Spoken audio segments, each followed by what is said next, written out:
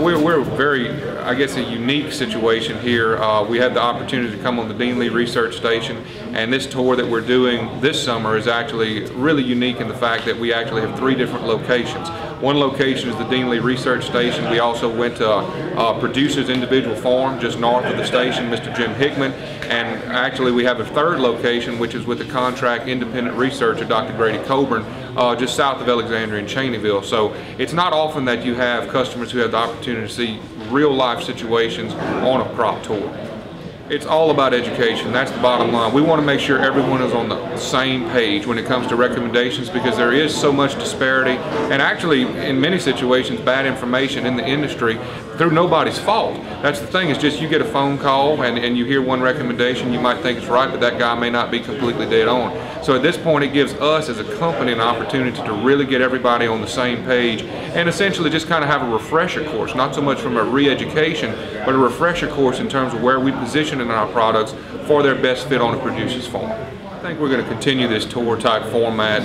You know, I think there's going to be plenty of success from it. I mean, the overall feedback I've gotten to this point has been very successful, and I think, you know, you have several ingredients to a successful tour. You need to have the stops, which look really nice and of course benefit the customer base for spending their hard-earned time to come to a tour.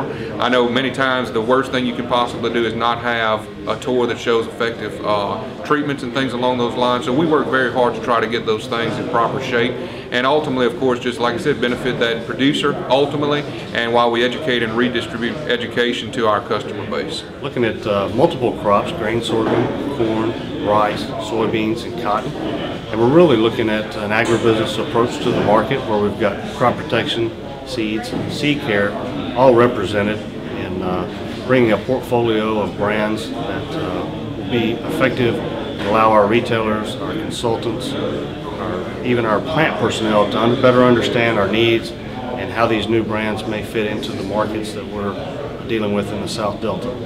In addition to the crop tour, we're also hosting the Weeding Out Hunger campaign. We're working in conjunction with the Food Bank of Central Louisiana.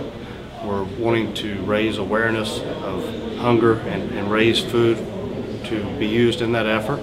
From a Syngenta standpoint, this was initially started over a year ago with Helix GT. We've also added Cruiser, Max Rice, as well as Quilt Excel, which are brands that are important to the South Louisiana rice market as well as corn. And so they're helping sponsor the Weeding Out Hunger campaign. We're raising quite a bit of canned goods as well as monetary donations for the food bank, and all those will be used here locally in Central Louisiana, which I think is really beneficial. And I think our retailers are enjoying helping participate in that endeavor as well.